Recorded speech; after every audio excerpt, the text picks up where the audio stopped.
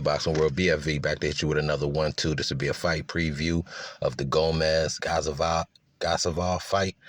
I hope I said that correctly. I guess I'll find out fight night how to really pronounce this dude's name correctly, but I'm terrible with these names at times, so y'all know what it is. No disrespect. Anyway, man, this fight is lining up to be a good fight, man. I mean, you got a dude that's kind of, to me, still in the lane of a dude like Basputin should have been in currently, but obviously he got popped and he's kind of fallen off the radar to a certain extent. So that lane is kind of wide open for that welterweight division for a Eastern European star to come out of there. So especially you got a nice platform like the Zan that'll keep these guys busy, and that's giving them credit for building up that welterweight stable the way they have.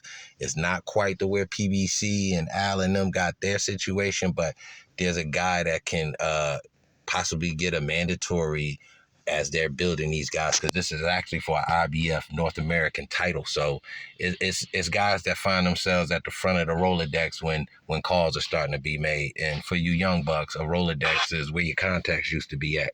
So anyway, that's just a little side note. But this fight, very good fight. I see the guy Shakram. He's a guy that throws a lot of singles.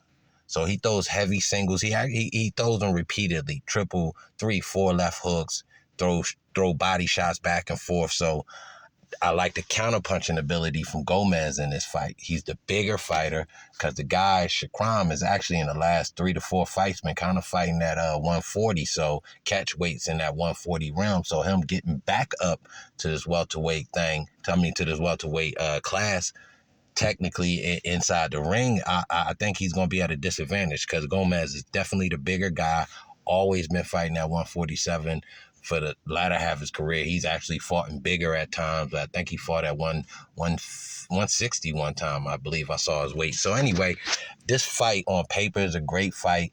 The winner of this fight definitely, like I said, will find themselves towards the future getting mentioned for mandatories and things like that, because you're going on a nice run. You got an undefeated fighter, and this guy Gomez, this will be a second undefeated prospect that he would beat if he was to come out with this win. So he's definitely a guy that could pull out a victory and be front in line. You see what I'm saying? So, but on the other side, you got a guy that has, I guess, a big fan base with being a Russian fighter, Uzbekistani to be exact, fighting out of Brooklyn currently. So big Russian scene out there. So he's a guy that can kind of have a lot of fan support, but he's a guy that also makes fights real close, man, because this last fight that I'm sharing these pictures with you, this was a close fight. It was tight. He pulled it out, but he looked a little winded. And again, this was a fight that he was fighting at a lower weight, so could the weight drain have hurt him in this fight, and he wasn't as explosive as he wanted to, because he was taking some shots. It was a little bit back and forth in that contest for Shakram. So we'll see how it plays out in this one, but I got to be honest and say that Gomez has the edge based on him really coming in at welterweight weight. So his walking around weight and then his back on added weight might give him an advantage. He's a counterpuncher. So if you can counterpunch a guy that throws singles the way that Shakram does, he's defensively okay. You know what I mean? He's no Pernell Whitaker or Floyd Mayweather, but he does move his head, move his shoulders, things like that, uses the ring.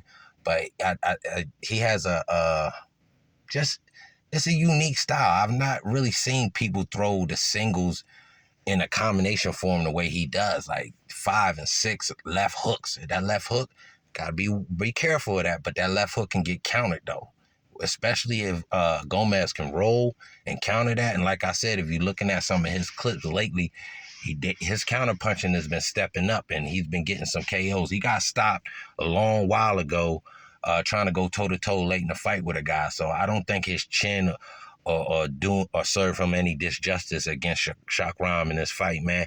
It's gonna be a great fight, man. I just wanted to bring you a preview.